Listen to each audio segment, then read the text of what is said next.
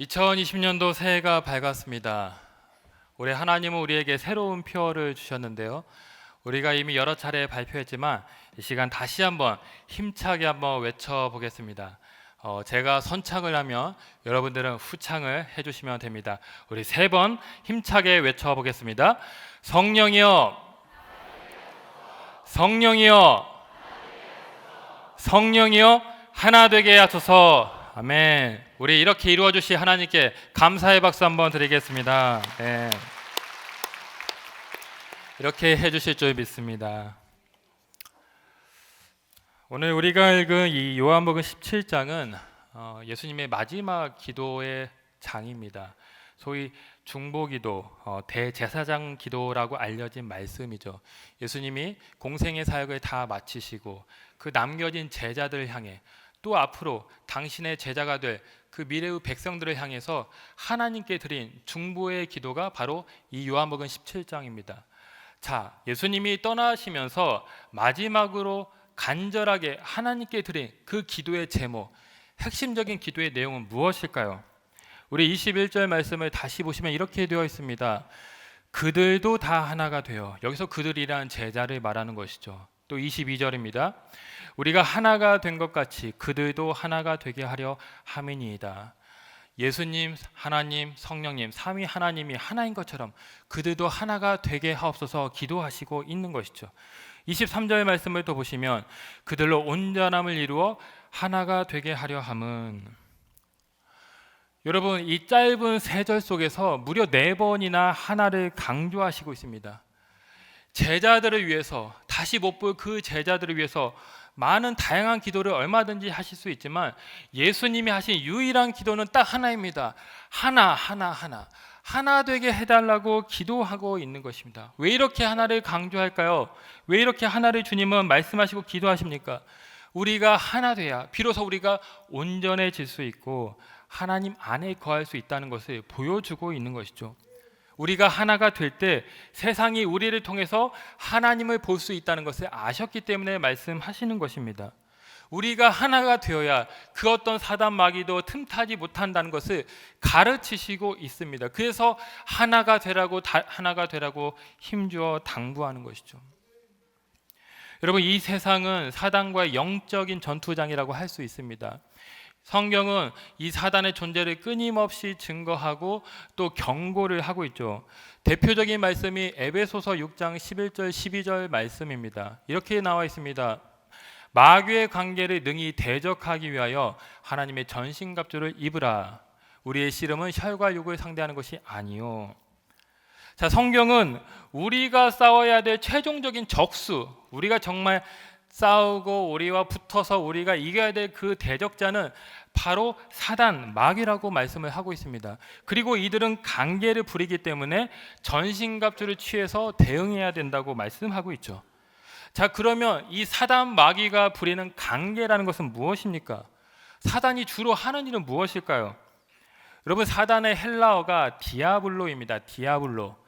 이 디아블로의 디자는 바로 나눔, 분열, 떨어뜨림, 이런 의미를 가지고 있습니다. 여러분, 이게 무슨 말입니까? 사단은 분열시키는 자라는 것이죠. 우리와 하나님과의 관계를 분열시킵니다. 나와 나의 그 관계를 분열시킵니다. 나와 공동체의 관계를 분열시키고 피조물과의 모든 관계를 분열시킵니다. 하나됨으로부터 찢고 가르고 나누어서 우리를 파괴시키도록 하는 것이 바로 사단의 전략이고 목표라는 것입니다. 여러분, 그런데 이에 반해서 하나님이 하시는 일은 무엇일까요? 하나님은 하나 되게 하십니다. 연합시키십니다. 하나님은 성부, 성자, 성령, 삼위의 독자성을 가지고 계시지만 그 고유한 성품에도 불구하고 독립을 주장하지 않습니다. 아름다운 연합과 또 협력을 이루십니다. 그분이 우리 안에 거하고 우리가 그분 안에 거해서 하나가 되게 만드십니다. 하나님은 우리가 온전한 하나님의 형상을 가지고 행복하게 살기를 원하시고 기대하십니다. 하나님은 우리를 하나로 묶고 온전한 교회, 온전한 공동체가 되게 하십니다. 다시 말해서 하나님은 싸매시는 분, 덮어주시는 분, 묶어주시는 분이십니다. 우리를 하나 되게 하신다라는 것이죠. 고린도 교회는 바울이 2차 전도 여행 중에 세운 교회입니다. 본래 음란과 우상 숭배가 만연했던 지역이었지만 거룩한 교회가 세워지면서 수많은 사람들이 복음을 듣고 구원을 받게 되었습니다. 그런데 교회가 점점 성장하고 거대해지다 보니까 한 가지 문제가 생겼습니다. 서로 자기가 옳다면서 파들이 생겨난 것이죠. 바울파, 아볼로파, 게바파, 심지어 그리스도파로 교회가 나누어졌습니다. 서로 자기들만이 진짜고 정통이다, 다 다른 파들은 다 가짜고 거짓이다, 이렇게 손가락질하면서 무너지게 지금 분열된 상황이 발생했습니다. 바울이 1년 6개월 동안 힘주어서 정말 눈물 흘리면서 목회했던 그 교회가 지금 4분 5열대 위기에 처해지게 된 것이죠. 자, 이때에 그 분열 위기에 처한 그 교회를 향해서 바울이 준 처방은 무엇입니까? 고린도전서 1장 10절 말씀을 우리 같이 한번 읽겠습니다. 시작. 형제들아, 내가 우리 주 예수 그리스도의 이름으로 너희를 권하노니 모두가 같은 말을 하고 너희 가운데 문쟁이 없이 같은 마음과 같은 뜻으로 온전히 합하라. 아멘. 같은 말, 같은 마음, 같은 뜻으로 온전히 합하라. 하나됨을 주문하고 있습니다. 예수님이 하나됨을 위해서 간절하게 기도했던 것처럼 사도 바울도 동일하게 하나 되라, 같은 말, 같은 마음, 같은 뜻을 품으라 말씀하고 있는 것입니다. 하나 될 때 온전한 교회라는 것이죠. 저희 교구에 있는 한 목장을 잠시 소개하고 싶습니다. 이 목장은 참 제각각입니다. 면면을 들여다보면 출신 지역, 또 사는 곳, 삶의 스타일, 모든 게 다 다릅니다. 어떤 분은 이제 한평생 군인으로 사셨고, 또 어떤 분은 교장으로 은퇴를 하셨어요. 또 출판계에 종사하신 분, 또 자영업, 기업인, 참 천차만별입니다. 그런데 놀라운 것은 이분들이 하나의 그 공동체, 영적인 가족을 이루었다라는 것이죠. 이분들은 매주 주일 예배 후에 목장 모임을 하는데 제가 이렇게 가서 보니까 또 주일 예배를 드리는 것 같습니다. 어찌나 순서대로 이렇게 차곡차곡 예배를 잘 드리시는지, 그 질문을 가지고 충분하게 토론하고 나누는 모습을 보면서 참 은혜스러웠습니다.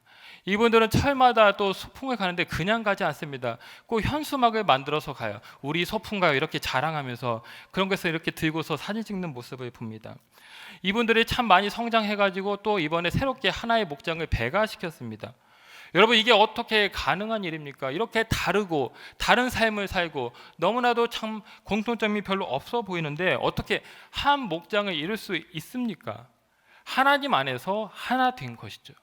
같은 말, 같은 마음, 같은 뜻을 같이 품고 연합했기 때문에 온전한 목장이 되고 건강하게 성장해서 또 다른 목장을 낳게 되었다라는 것입니다. 작년 한 해 참 많은 분들로부터 격려와 사랑을 받았습니다. 참 잘하십니다. 수고가 많으십니다. 이렇게 과분한 칭찬을 모든 교역자들에게 해주셨습니다. 너무나 감사합니다. 근데 저는 도리어 이렇게 말씀을 드리고 싶습니다. 여러분이 수고를 하셨습니다. 그리고 하나님이 함께 하셨다라는 것이죠. 하나님께 더욱 낮아지고 더욱 하나님께 기도하면서 하나가 되기 위해서 참으로 애쓰고 수고한 한 해였습니다. 여러분들께 진심으로 감사드립니다. 특별히 오늘 임명받은 모든 재직들, 또 사역자분들 진심으로 감사드립니다. 담임 목사님이 부재한 상황 속에서도 흔들리지 않고 오직 하나님 한 분만을 바라보면서 기도와 봉사와 섬김으로 전력을 다하신 여러분들이 있었기 때문에 오늘의 한신교회가 있음을 믿습니다. 여러분, 교회는 하나님의 성전입니다. 우리 교회는 성령으로 하나가 되고 더욱 주님을 영화롭게 하는 민족 성전으로 새롭게 비상을 할 것입니다. 같은 말과 같은 마음과 같은 뜻을 품어서 우리가 위대한 교회로 다시금 일어설 것입니다. 자, 하나님께서 우리에게 성령이 하나 되게 하소서 이런 대주제를 주셨는데 우리가 그럼 어떤 공동체를 이루어야 할까요? 우리는 어떤 방향성을 가지고 하나됨을 실현해야 됩니까? 세 가지로 말씀을 드립니다. 첫 번째, 말씀 공동체가 되어야 합니다. 말씀 공동체. 우리 사도행전 20장 28절 말씀을 같이 한번 읽겠습니다. 시작. 여러분은 자기를 위하여 또는 온 양떼를 위하여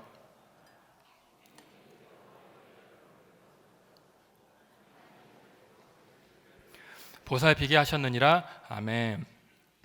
여기 삼위 하나님이 모두 나오고 있습니다. 어떻게 하나님이 교회가 탄생하는 데 관여하시고 직접 개입하셨는지를 잘 보여주고 있죠. 여러분 여기 자세히 보시면 하나님은 마치 교회를 탄생시킨 산파와도 같습니다. 산파 역할을 감당하시고 성령은 그 교회가 세워지고 유지될 수 있도록 역사하는 힘이죠. 다시 좀 본문 보여주시면, 자 그러면 예수님은 어떤 분이십니까? 어떤 역할을 하십니까? 자기 피로 사신, 피를 흘리셨습니다. 피를 흘려서 그 피로 세워진 것이 교회라는 것이죠. 다시 말해서 예수님의 산물이 교회입니다. 교회가 먼저 있고 예수님이 아니라 예수님 때문에 교회가 생겼다라는 것이죠. 그래서 모든 교회의 저변에는 거룩한 수맥이 흐르는데 바로 예수님의 보혈이라는 것입니다. 그 보혈이 없는 교회는 잘못된 교회라는 것이죠. 하나님이 우리에게 주신 두 가지 말씀이 있습니다. 첫 번째 말씀은 창세 이전부터 선지하신 말씀, 즉 로고스라고 하죠. 요한복음 1장 1절에 보면 나와 있습니다. 이 로고스가 성육신하여서 우리 가운데 거하시게 되었으니 그분이 바로 예수님이시죠. 예수님은 말씀이십니다. 자, 또 하나 하나님이 우리에게 주신 말씀은 무엇입니까? 성경입니다. 이 성경은 하나님의 감동으로 하나님이 우리에게 주신 하나님의 말씀이죠. 자, 이 성경은 하나님의 책이면서 동시에 예수님의 책이기도 합니다. 왜냐하면 성경 66권이 모두 예수님을 증언하고 있기 때문입니다. 성경을 관통하는 한 가지 유일한 주제는 예수 그리스도입니다. 그래서 성경을 보면 사실 예수님이 보이게 되는 것이죠. 사랑하는 성도 여러분, 우리가 어떻게 해야 예수 공동체로 세워질 수가 있습니까? 말씀 위에 서야 됩니다. 말씀, 예수님이신 말씀 위에 설 때 우리가 말씀 공동체가 되고 예수 공동체가 되는 것입니다. 말씀으로 충만할 때 예수님의 정체성이 우리 가운데 선명하게 새겨지고 경과 믿음의 토대가 우리 가운데 이루어지게 되는 것입니다. 어제 신년 성경 통독이 있었습니다. 아침 9시부터 밤 늦은 7시까지 하루 종일 진행이 되었는데 정말 제가 깜짝 놀랐습니다. 120명의 많은 성도님들이 모두 모여서 한 분도 이탈되지 않고 아침부터 밤 늦게까지 성경을 같이 통독하셨습니다. 그냥 눈으로만 읽는 게 아닙니다. 직접 입으로 소리를 내서 읽는 방식으로 통독을 하셨어요. 끝나고 나서 어떤 분이 혀가 다 말라졌다고, 막 눈이 튀어나올 것 같다고 막 이렇게 힘들어하는 모습을 제가 볼 수 있었습니다. 그런데도 참 뿌듯하고 감사하고 너무나 소중한 시간이었다 이렇게 고백하는 모습을 봤습니다. 여러분 너무나도 좋은 모습 아닙니까? 우리가 말씀으로 새해를 열어야 되고 말씀으로 늘 주님과 동행하는 삶을 살아야 됩니다. 말씀 공동체가 되어야 합니다. 여러분 이번 달부터 새롭게 변화되는 것이 있는데 그 중에 하나가 바로 말씀 큐티집을 이용한 새벽 예배이죠. 이미 많은 분들이 구독을 하셨고 사서 지금 새벽 예배 때 사용을 하시고 있습니다. 특별히 다음 달부터는 교회 로고가 새겨지고 교회 소식이 담긴 그런 큐티집으로 여러분들에게 찾아갈 것입니다. 여러분 왜 우리가 굳이 큐티집을 사용을 하는 것입니까? 온 교우가 말씀으로 하나 되기 위해서입니다. 한 말씀으로 새벽을 깨우고 각자의 자리에서 말씀을 묵상할 때에 우리의 영성은 더욱 맑아지고 예수 그리스도의 영으로 채워지게 되는 것입니다. 여러분 역사적으로 위대한 기독교인들은 모두 말씀의 사람들이었습니다. 링컨은 말씀의 감동을 받아서 노예제도 폐지에 앞장을 섰습니다. 루터는 말씀을 읽다가 복음의 정수를 발견해서 종교 개혁을 단행한 거 아닙니까? 여러분 5만 번 그 기도응답을 받았다는 그 유명한 조지 뮬러는 사실 성경을 200번 이상 통독한 사람이었습니다. 그렇게 통독을 하니까 기도하는 즉시 응답이 된 것이죠. 여러분 역사적으로 유명한 부흥운동 이면에는 다 말씀에 대한 사모함과 갈급함이 있었습니다. 여러분 우리를 변화시키고 민족과 세계를 변화시키는 것은 바로 말씀이라는 것이죠. 교회의 뿌리는 예수 그리스도입니다. 말씀 공동체는 예수 그리스도로 하나가 되는 거룩한 교회입니다. 두 번째 우리가 꿈꾸는 공동체는 한몸 공동체입니다. 한몸 공동체. 교회를 가리켜 흔히 사랑의 보금자리라고 합니다. 우리는 주님 안에서 한 가족이죠. 우리가 한 몸을 이루고 있는 가족인데 이 몸이 올바르게 기능하고 작동하기 위해서 필요한 것이 있습니다. 서로에 대한 돌봄과 사랑이죠.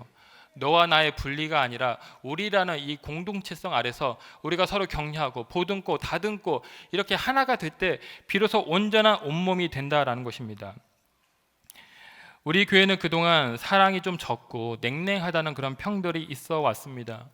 목장에서는 목장원들끼리만 서로 어울리고, 신도에는 또 자기들 안에서 또 그룹을 짓고 또 자기들끼리만 또 이렇게 몰려 다니는 경우를 이제 종종 보게 되었습니다.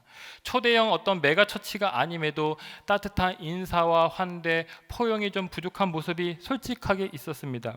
자, 이것을 해결하기 위해서는 어떻게 해야 됩니까? 우리 가운데 무엇이 필요합니까?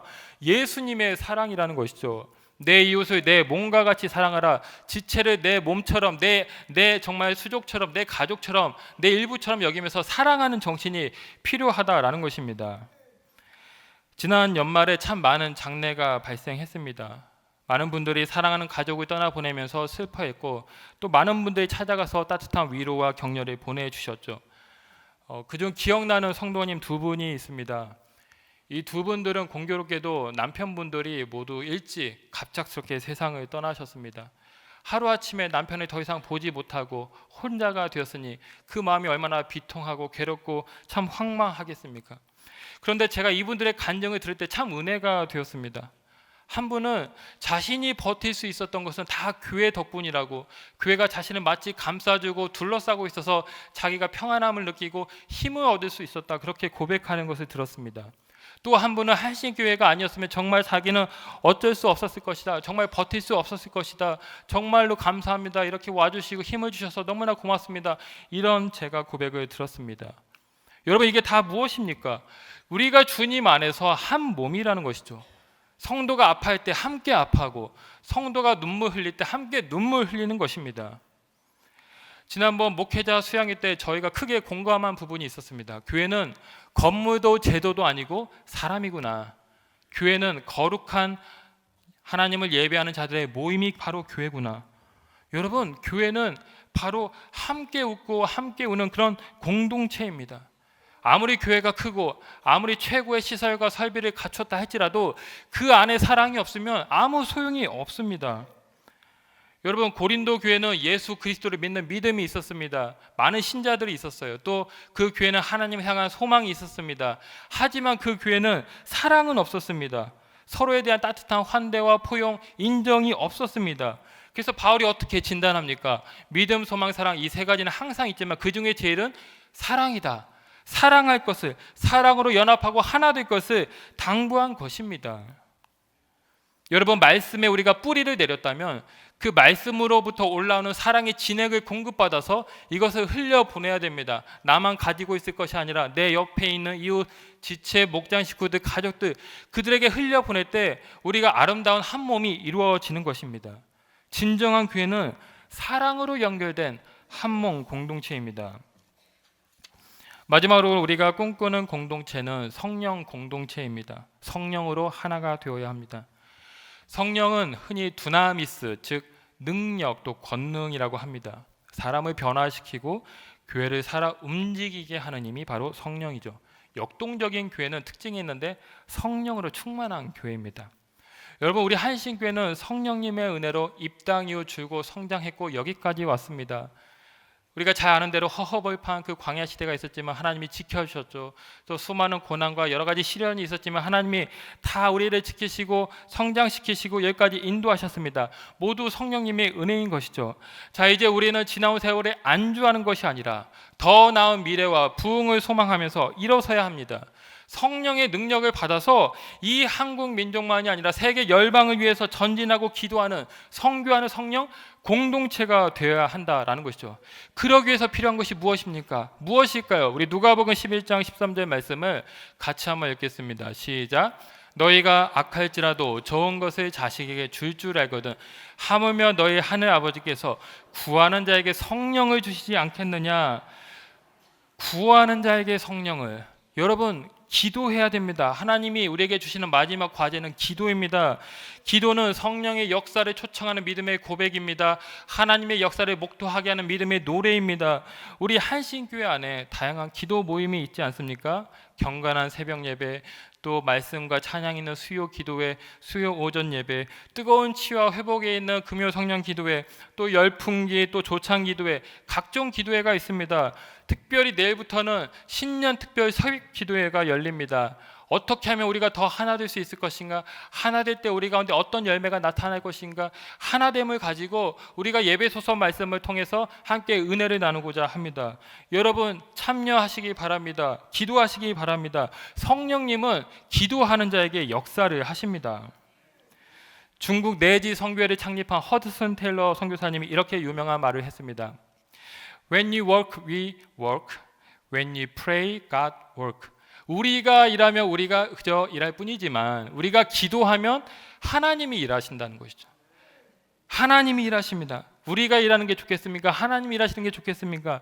하나님이십니다. 그러기 위해서 우리가 기도해야 된다는 것이죠. 우리가 말씀에 뿌리를 내리고 서로 한 몸을 이루어야 하지만 그것으로는 부족합니다. 온전한 공동체가 되기 위해서는 한 가지가 더 필요한데 그것이 바로 성령입니다. 성령의 단비가 없으면 모든 식물은 말라 죽습니다. 열매를 맺지 못합니다. 우리가 간절하게 기도할 때에 성령의 능력을 받아서 하나된 공동체를 이루어야 합니다. 교회를 부흥시키고 회복시키며 나라와 민족을 변화시키는 원동력 바로 성령입니다. 여러분 말씀을 마무리합니다. 2020년 새해 첫 주입니다. 오늘 1월 5일 이 시간은 그저 해마다 되풀이되는 시간의 연장이나 반복이 결코 아닙니다. 오늘 나에게 주어진 특별한 새로운 날입니다. 다시 없을 유일한 날입니다. 언젠가 마주하게 될 그 하나님을 향해서 뚜벅뚜벅 걸어 나아가는 그런 새로운 출발선상에 우리 모두가 서 있습니다. 우리가 올 한 해 하나님이 주신 그 마음 성령이 하나 되게 하소서 이 비전을 가지고 주님께로 나아갈 수 있기를 원합니다.